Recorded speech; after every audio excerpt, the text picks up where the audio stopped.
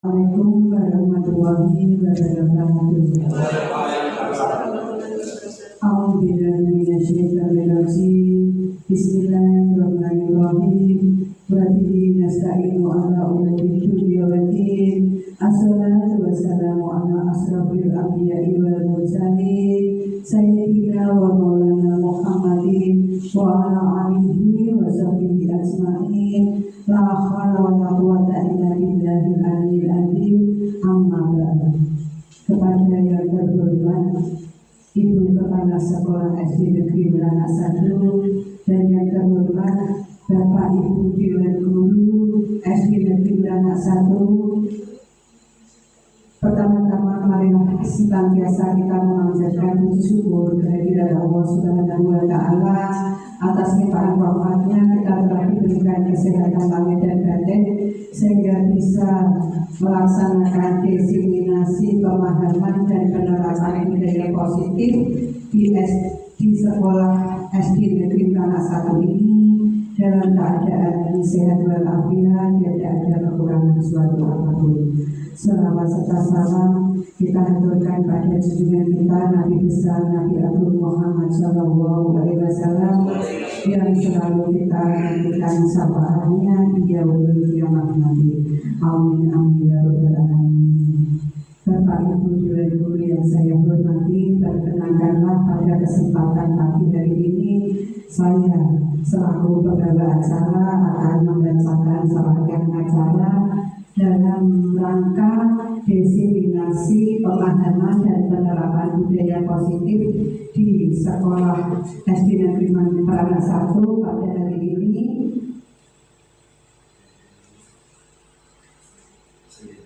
Hari ini hari Senin tanggal 10 Juni 2024. Adapun susunan acaranya adalah sebagai berikut: 1. Pembukaan, 2. Menyanyikan lagu Indonesia Raya, 3. Sambutan-sambutan, 4. Acara inti berupa penyampaian materi, 5. Doa yang diakhiri dengan penutup. Untuk mengawali acara pada pagi hari ini, marilah kita buka dengan bacaan umul kita. Alaniyatina wa alaniyatikum bidayakatil Fatihah. A'udzubillahi minasyaitonirrajim. Bismillahirrahmanirrahim. Alhamdulillahirabbil alamin.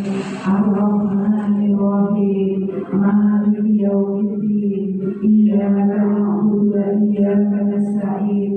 Ihdinas siratal mustaqim. Siratal ladzina an'amta 'alaihim ghairil maghdubi 'alaihim waladdallin. Amin. Semoga dengan bacaan suratul Fatihah tadi acara kita pada pagi hari ini bisa berjalan dengan lancar dan membawa manfaat bagi kita semua. Amin amin ya rabbal alamin. Acara selanjutnya menyanyikan lagu Indonesia Raya yang akan dipimpin oleh Ibu Dewi Matan di SPB. Hadirin dimohon berdiri.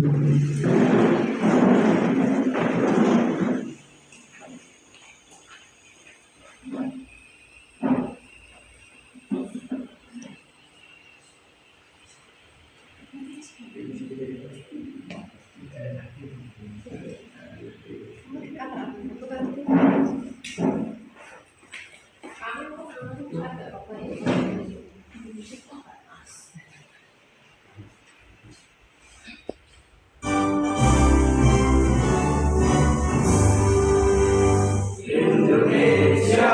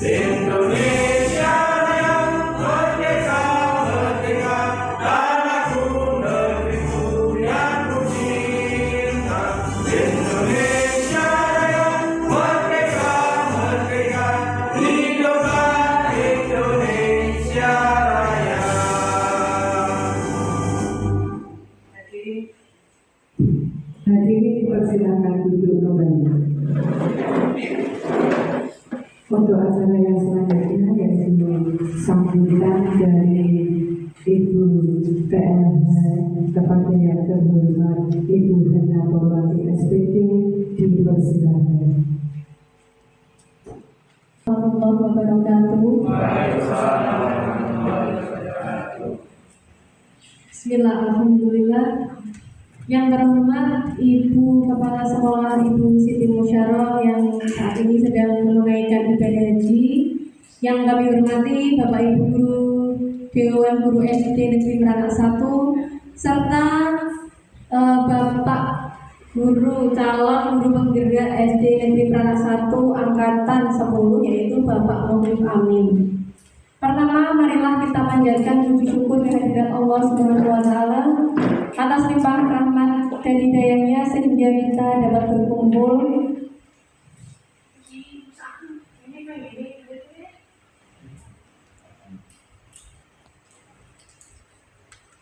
Pertama, marilah kita panjatkan puji syukur kehadirat Allah Subhanahu wa taala atas limpahan rahmatnya sehingga pada hari ini kita di sini dapat berkumpul dalam acara diseminasi pemahaman dan penerapan budaya positif yang ada di sekolah yang nantinya akan disampaikan oleh calon guru penggerak kita yaitu Bapak Muhammad Amin. Salawat dan salam kami aturkan kepada junjungan Nabi Agung Muhammad Sallallahu Alaihi Wasallam. Semoga kita diakui menjadi umatnya syafaat yaumil akhir nanti. Amin amin ya Allahumma amin. Bapak Ibu Guru, di sini hari ini hari Senin tanggal 10 Juni tahun 2024, teman kita akan melaksanakan diseminasi pemahaman budaya positif yang ada di sekolah, ya. Jadi sebenarnya kita juga sebelum acara ini kita juga sudah selalu menerapkan disiplin dan juga hal-hal positif yang ada di sekolah. Namun dalam kegiatan ini nanti mungkin Pak Amin akan menambahkan beberapa hal yang harus menjadi kita penguatan ataupun menjadi tujuan dari program Pak Amin sebagai calon guru penggerak yang mana nanti utamanya untuk kebutuhan dan kemajuan sekolah kita yaitu SD Negeri Meranak 1 tercinta. Sebelumnya saya ucapkan selamat Pak Amin telah berhasil lolos dalam setiap tahapan dan juga seleksi dari pendidikan program guru penggerak yang bermuara nanti pada keberhasilan pemimpin pembelajaran panjenengan sebagai guru di sekolah ini yang tentunya juga menjadi contoh dan motivasi bagi Bapak Ibu guru sekalian. Semoga program-program dan juga kegiatan-kegiatan yang ada di pendidikan guru penggerak dapat Pak Amin ikuti dengan baik dan diimplementasikan di sekolah untuk kemajuan sekolah kita. Jadi disiplin positif yang saya tahu sebenarnya yaitu adalah merupakan nilai-nilai keyakinan universal kita terhadap sekolah dan juga pembelajaran tentang apa yang harus kita laksanakan, apa yang perlu kita tingkatkan dan mana yang kurang benar, ya. Jadi nanti Pak Amin juga akan menyampaikan dengan paparannya. Saya hanya menambahkan sedikit begitu ya Pak Amin di awal bahwa kedisiplinan memang perlu kita terapkan sekali bagi pendidikan terutama bagi siswa karena dengan kedisiplinan mereka akan tumbuh memiliki karakter dan juga nanti bisa kita arahkan supaya sesuai dengan visi-misi kita yaitu mewujudkan generasi cerdas yang berkarakter profil pelajar Pancasila yang mana profil pelajar Pancasila ada 6 elemen. Yang pertama adalah bertakwa kepada Tuhan Yang Maha Esa dan berakhlak mulia, kemudian berkebinekaan global, gotong royong, mandiri, kreatif dan bernalar kritis. Semua itu nanti akan kita gabungkan dengan nilai-nilai kedisiplinan dan nilai-nilai budaya positif yang ada di sekolah. Semoga nanti kedepannya program dan juga inovasi yang Pak Amin buat dapat dilaksanakan dengan baik, dapat dipenuhi komitmennya sehingga sekolah kita menjadi sekolah yang lebih unggul, lebih inovatif, dan juga mampu bersaing dengan sekolah-sekolah yang ada di kota. Begitu ya. Sekian dari saya. Semoga nanti paparan yang akan diberikan Pak Amin juga bermanfaat bagi kemajuan diri kita yang nanti bermuara pada pendidikan kita dan juga pada pembelajaran anak didik kita, sehingga nanti kita bisa mewujudkan generasi cerdas berkarakter Pancasila. Sekian, akhirul kalam. Billahi taufiq wal hidayah. Wassalamualaikum warahmatullahi wabarakatuh.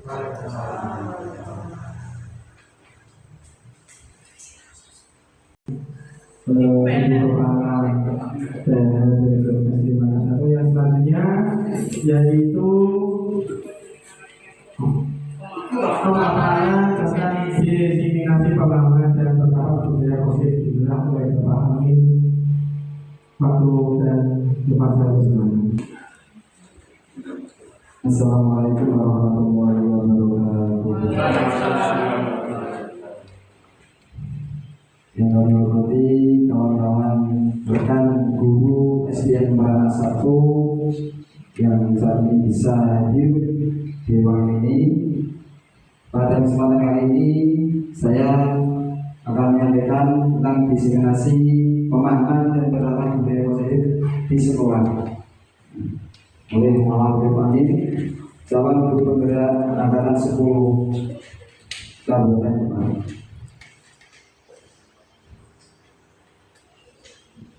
Seperti yang sudah disampaikan oleh sampaikan dari SDN Merana 1 tadi, bahwa tentang konsep inti budaya positif adalah tentang keyakinan universal yang mana itu berbentuk keyakinan positif.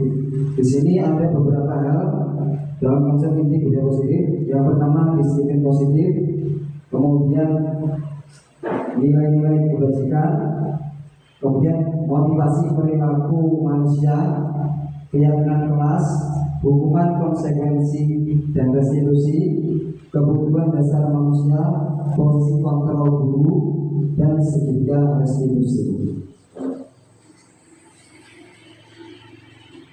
Pembelajaran dan paradigma baru, yakni pembelajaran yang merupakan pembelajaran yang dirancang berdasarkan prinsip pembelajaran berdiferensiasi, sehingga para peserta didik belajar sesuai kebutuhannya berdasarkan tahap perkembangan sesuai teori psikologi modern untuk mewujudkan profil pelajar Pancasila.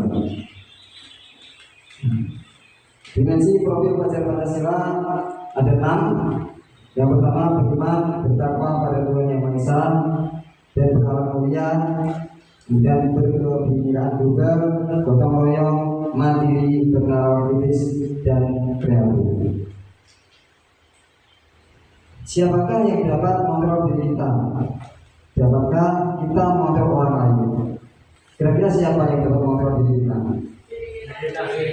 Diri kita sendiri. Kemudian dapatkah kita mengontrol orang lain? Tidak dapat. Oh, kita cuma bisa mempengaruhi.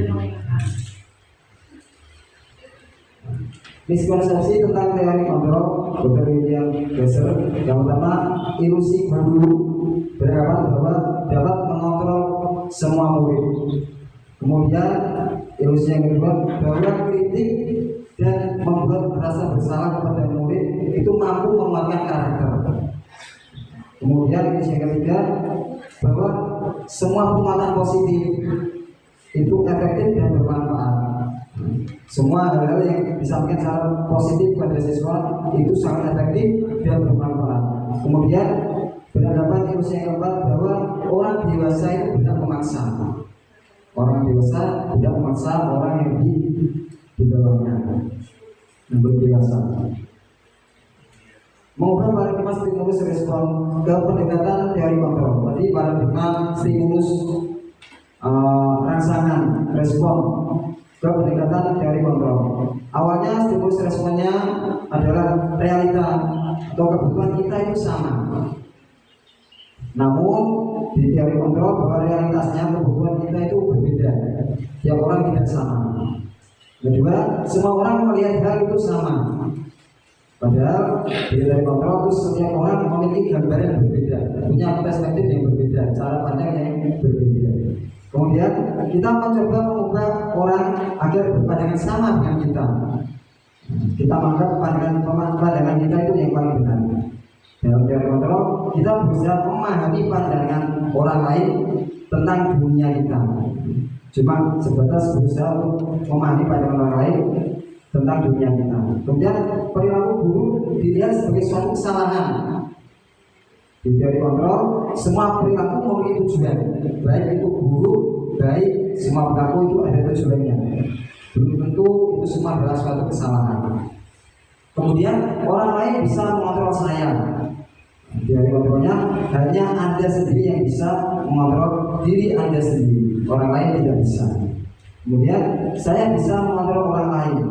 Di teori kontrol bahwa Anda tidak bisa mengontrol diri orang lain. Kemudian pemaksaan ada pada saat bujukan gagal. Ketika dibujuk gagal maka kita paksa untuk melakukan sesuai keinginan kita. Di teori kontrolnya bahwa kolaborasi, kerjasama dan konsensus menciptakan pilihan baru. Jadi kita berkolaborasi, tidak memaksa. Terakhir, model berpikir menang atau kalah. Kita yang menang atau kita yang kalah. Di teori kontrol, model berpikirnya menang dan menang. Ini disiplin positif. Disiplin positif adalah salah satu cara penerapan disiplin yang bertujuan untuk membuka kesadaran serta memberdayakan peserta didik tanpa imbalan penghargaan, ancaman atau hukuman. Jadi tanpa adanya penghargaan, tanpa adanya ancaman, tanpa ada hukuman, siswa tetap berperilaku positif. Kemudian sebagai pendidik, tujuan kita adalah menciptakan peserta didik yang memiliki disiplin diri, sehingga mereka berperilaku mengacu pada nilai-nilai kebajikan judi bersama dan memiliki motivasi intrinsik dalam diri mereka dalam melakukan perubahan perilaku ke arah yang lebih baik. Sesuatu yang dilakukan kepada orang lain untuk mendapatkan kepatuhan. Jadi dia akan patuh melaksanakan kegiatan itu tanpa kita beri imbalan, ancaman atau hukuman, dengan cara pembiasaan. Seperti halnya kita biasakan sholat 5 waktu, itu juga pembiasaan positif, disiplin positif. Dengan itu tanpa kita beri upah, tanpa kita kasih iming-iming dapat apa, dan tanpa kita paksa, tanpa kita hukum, dia akan tetap melakukan sholat 5 waktu secara istiqomah. Kemudian nilai-nilai kebajikan yang kedua, nilai-nilai kebajikan. Nilai yang disepakati bersama terlepas dari berbagai suku, bangsa, agama, bahasa, maupun latar belakangnya. Sebagai institusi atau organisasi yang telah memiliki nilai-nilai kebajikan yang diyakini dan disepakati bersama. Salah satunya terwujudnya peserta didik yang memiliki profil pelajar Pancasila. Profil pelajar Pancasila yakni tadi beriman dan bertakwa pada Tuhan Yang Maha Esa. Semua agama juga memiliki pandangan yang sama. Mereka juga ingin beriman bertakwa pada Tuhan Yang Maha Esa dan berakhlak mulia. Semua mengingat akhlak mulia, berkebinekaan global, gotong royong, mandiri, kreatif, dan juga bernalar kritis. Yang selanjutnya yang ketiga adalah motivasi perilaku manusia. Ada motivasi eksternal dari luar.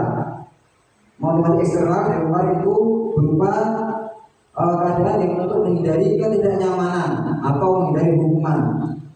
Yang kedua, dengan tujuan untuk mendapatkan imbalan atau penghargaan dari orang lain. Itu motivasi dorongan dari luar. Kalau tidak karena adanya hukuman atau sanksi, ya berarti adanya penghargaan dengan apa yang dia lakukan. Dia lakukan sesuatu karena ada yang akan diraih.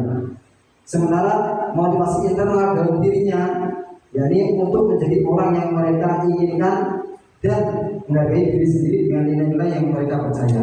Kalau dia sudah ada motivasi dari dalam diri intrinsik, maka tanpa adanya motivasi eksternal dari luar tadi, tanpa ada dorongan dari luar, maka dia tetap melakukan hal-hal yang positif. Ini motivasi perilaku manusia Kalau eksternal nanti adanya sanksi terhadap pelanggaran tata tertib atau adanya hadiah atau ganjaran dari kedisiplinan tata tertib. Jangan motivasi internal menghargai diri sendiri, sehingga sebenarnya siswa yang ketika ditinggal gurunya ke kantor atau tinggal sebentar di kelas tetap melakukan tugasnya sebagai siswa, disuruh mengerjakan tugas ya dikerjakan meskipun tanpa diawasi oleh gurunya. Dilarang mencontek ya tidak mencontek, dilarang kerjasama ya tidak kerjasama. Itu berarti siswa sudah termotivasi secara internal. Begitu pula guru-guru yang melaksanakan tugas tanpa adanya pemaksaan dari kepala sekolah, tanpa ada kepala sekolahnya pun tetap berlaku disiplin, tetap berangkat kerja, tetap mengajar dan pulang pada waktunya. Nomor hukuman, konsekuensi dan restitusi. Ada 3 hal. Yang pertama hukuman tidak terencana, bersifat tiba-tiba. Kemudian murid tidak tahu apa yang akan terjadi, atau murid tidak dilibatkan dalam menentukan hukumannya. Kemudian bersifat satu arah, hanya satu yang mempunyai kuasa. Kemudian berupa fisik atau psikis, itu hukuman. Yang kedua konsekuensi. Berbeda dengan hukuman, konsekuensi ini terencana, disepakati. Disepakati murid, meskipun disepakati murid pun masih tidak bisa merasa nyaman. Sikap guru selalu memonitor, mengawasi murid. Yang ketiga adalah restitusi. Restitusi adalah proses menciptakan kondisi bagi murid untuk memperbaiki kesalahan. Proses kolaborasi kerjasama yang mengajarkan murid untuk mencari solusi sendiri. Ketika dia melakukan kesalahan, dia harus mencari solusi sendiri untuk memperbaiki kesalahan yang dia perbuat. Itu restitusi. Dalam contohnya, ini hukuman. Coba Pak ajar contohnya hukuman Pak.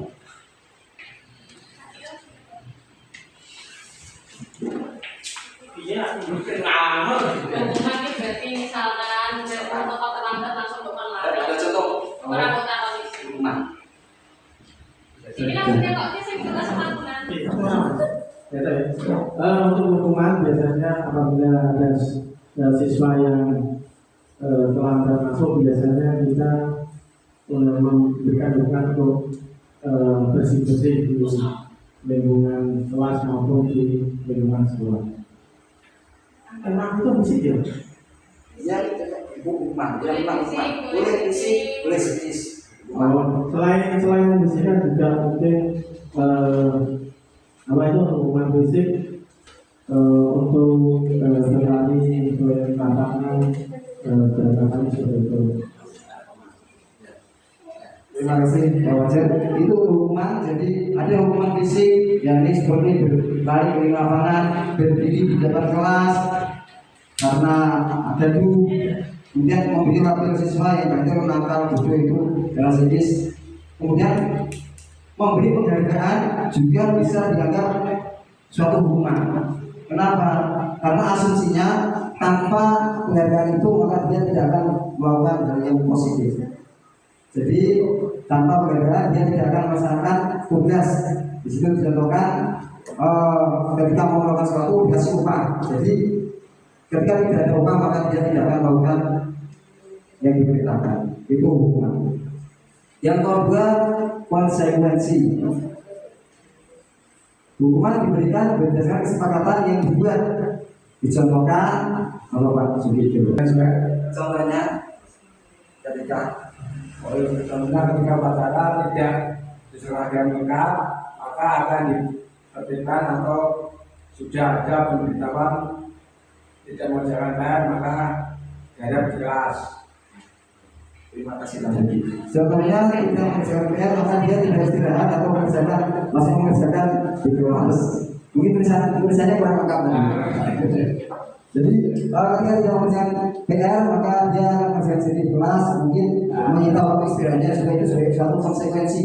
Jadi dia tahu di awal bahwa ketika dia tidak melakukan konsekuensi maka jika dia tidak melakukan tugas maka dia sudah tahu konsekuensi.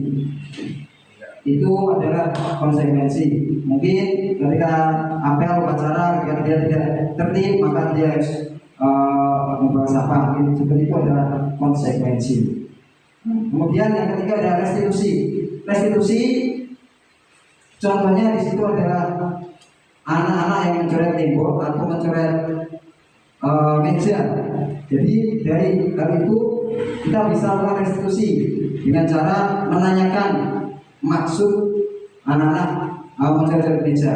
Karena dengan restitusi itu ada 3 langkah, yang mana itu disebut segitiga restitusi. Yang pertama adalah menstabilkan identitas, yang kedua keyakinan, yang ketiga mencari solusinya. Jadi ada 3 segitiga restitusi. Dari yang itu, kesalahan itu prinsip keyakinan kelas dengan menyadarkan dan siswa diajak untuk mencari solusinya. Contohnya di situ mereka diberi solusi ketika dia mencoret maka dia akan mengecat atau dia akan membersihkan. Ketika dia buang sampah maka dia buang sampah sembarangan maka dia akan membersihkan sampah tersebut.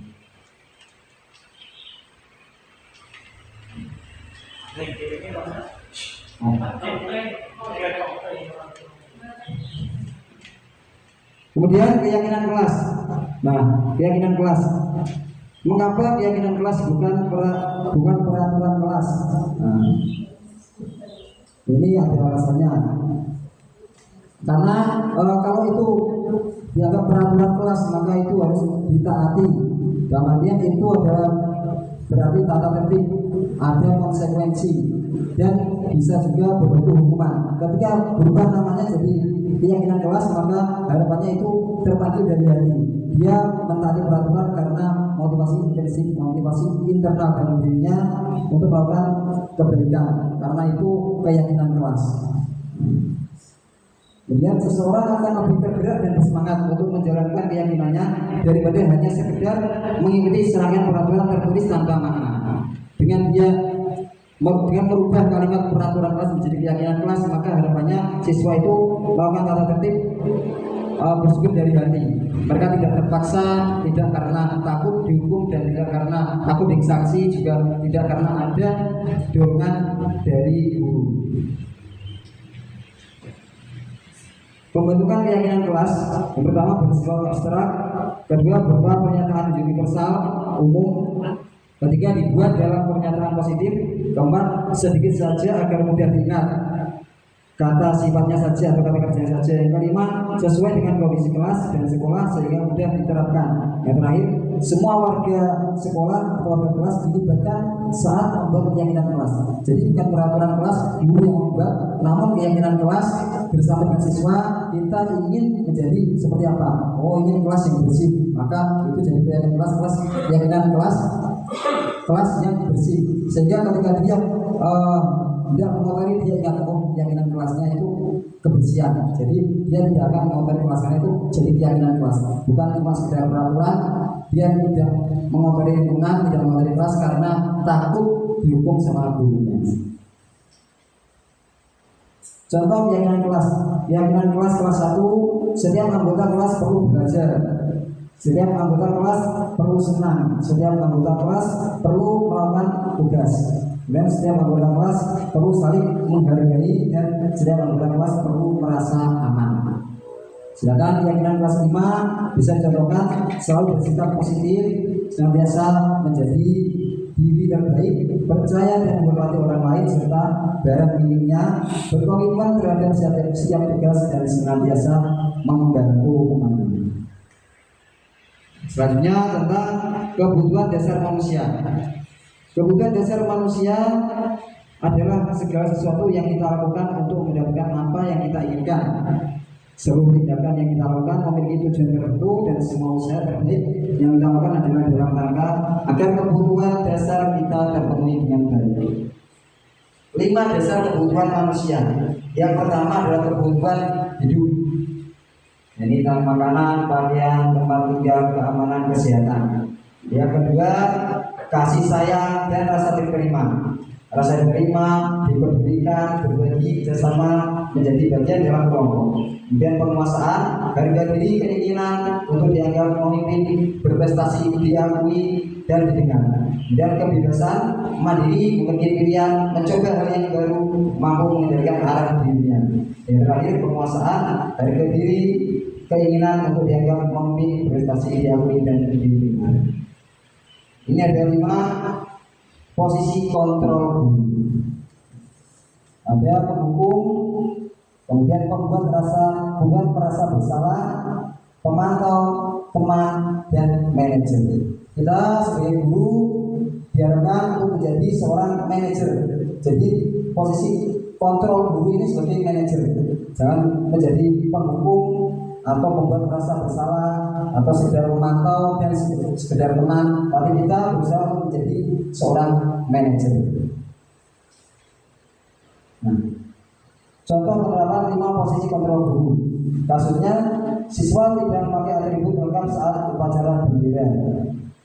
Kalau guru yang tipenya pendukung, posisi kontrolnya itu dia memposisikan kontrol guru dari pendukung, maka dia akan menerapkan hal ini, hormat pada bendera selama 1 jam, dihukum. Dia sebagai pendukung, karena dia tidak taat, dia tidak pakai atribut lengkap, maka dia dihukum dengan cara hormat pada bendera selama 1 jam.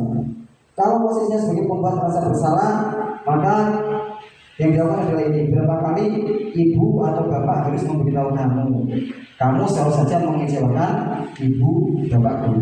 Dengan kalimat seperti ini anak merasa bersalah bahwa dia sudah dikasih tahu yang benar, yang harus taati itu seperti apa, tapi dia malah mengecewakan dengan tidak berpakaian lengkap ketika upacara. Ada perasaan itu, rasa bersalah dari siswa. Itu berarti guru memposisikan diri sebagai posisi kontrol, membuat rasa bersalah. Kemudian kalau kita memposisikan sebagai guru, posisikan sebagai posisi kontrol sebagai teman, yakni kalimat yang keluar seperti ini. Contohnya, ayo dong ikuti aturan sekolah, tolong bantu ibu bapak ya. Sekali ibu, ya sudah tidak apa-apa, lain kali jangan berbuat seperti ini lagi. Kita meminta anak untuk ikut kerjasama, tahu bahwa itu adalah kesalahannya. Jadi jangan menambah permasalahan yang ada di sekolah. Maka itu sebagai teman, kita dorong seperti itu sebagai teman. Kemudian kalau sebagai pemantau, kita sebagai guru akan berlaku seperti ini. Kamu sudah melanggar peraturan sekolah, kamu tahu konsekuensinya. Setelah upacara kamu beri atribut ya ke koperasi dan jangan diulangi lagi. Ini sebagai pemantau. Nah, jadi kalau kita kasih tahu siswa itu konsekuensinya sudah tahu atau belum, oh sudah. Nah, maka kita kasih solusinya di depan. Nanti setelah upacara kamu beri atribut lagi ke koperasi dan jangan diulangi lagi. Ini sebagai pemantau. Harapannya kita sebagai manajer. Apakah kamu tahu kesalahanmu? Kita tanya, apakah siswa itu tahu bahwa itu ada salah atau dia tidak tahu? Kita pastikan bahwa siswa itu tahu kesalahannya. Kemudian kira-kira bagaimana kamu memperbaiki kesalahanmu? Kemudian kita beri kesempatan untuk siswa itu berpikir mencari solusi. Apa yang bisa diperbaiki agar dia tidak berkali seperti itu lagi. Jadi kita tidak memberi solusi di depan. Nah, kita mendorong anak tersebut berpikir, mencari ide untuk menemukan solusi atas permasalahannya sendiri. Nah, ini ada beberapa contoh. Yang pertama, ini contoh posisi kontrol. Apakah aku? Kalimat saya kecewa sekali dengan kamu. Ini posisi kontrol apa kira-kira?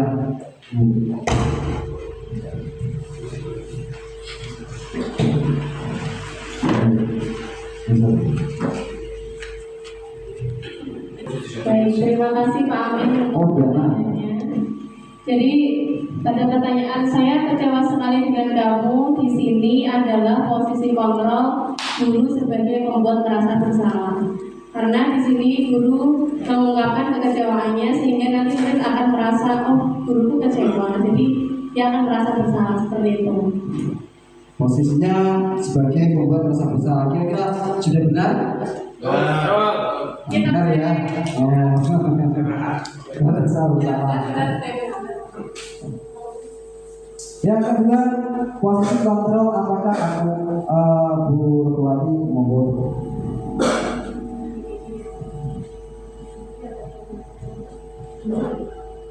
Saya tidak pernah melakukannya. Jadi itu Ini apa ini pemantau apa konsekuensi apa tanggung apa alis alih kamu tidak pernah bentar melakukannya? Kamu tidak ada hukuman. Memantau, ya. Setiap apa? kamu tidak pernah benar melakukannya, berarti guru sebagai pemantau siswa gitu. Memantau siswa. Selanjutnya, posisi kontrol apakah aku? Apa rencanamu untuk menyelesaikan masalah ini? Murid diminta untuk mencari solusi. Di sini kontrolnya itu apakah rencanamu untuk menyelesaikan masalah ini di sini sebagai manajer. Iya, benar sekali sebagai manajer. Karena siswa diminta untuk mencari solusi atas permasalahan sendiri.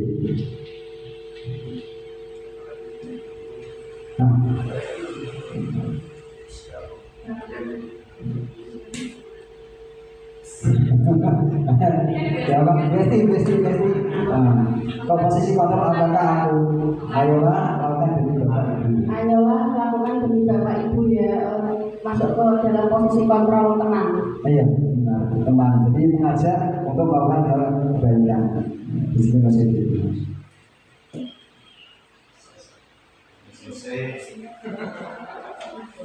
Yang terakhir, posisi kontrol apakah aku? Panggil. Untuk posisi kontrol apakah kamu tidak pernah mendapat nilai jika tidak mengerjakan tugas adalah guru sebagai pemantau. Kamu tidak pernah mendapat nilai jika tidak mengerjakan tugas. Jadi kalau dia tidak mengerjakan tugas dia tidak dapat nilai. Itu konsekuensinya. Ini saya kira institusi ada yang pertama menstabilkan identitas, kemudian menanyakan keyakinan, dan yang terakhir validasi tindakan. Validasi tindakan yang salah, kemudian yang ketiga menanyakan keyakinan. Nah, ketiga institusi suatu proses dialog yang dijalankan oleh guru atau orang tua agar dapat menghasilkan murid yang mandiri dan bertanggung jawab. Nah, tahapan ketiga institusi seperti itu. Yang pertama menstabilkan identitas, kemudian validasi tindakan yang salah, dan menanyakan keyakinan. Pertama, menstabilkan identitas. Berdasarkan prinsip membuat kesalahan adalah bagian dari proses pembelajaran. Jadi kita tanyakan seperti halnya di samping, berbuat salah itu wajar. Tidak ada manusia yang sempurna. Ibu bapak juga pernah melakukan itu kesalahan. Ibu bapak tidak mau mencari siapa yang salah, tapi ibu bapak ingin mencari solusi dari permasalahan ini. Bahwa kamu berhak merasa begitu. Itu menstabilkan identitas. Kemudian validasi tindakan yang salah. Berdasarkan prinsip setiap perilaku berupaya memenuhi suatu kebutuhan tertentu. Dia melakukan kesalahan pasti ada tujuan maksudnya. Nah, ini di validasi tindakan yang salah kita bisa bertanya hal tersebut.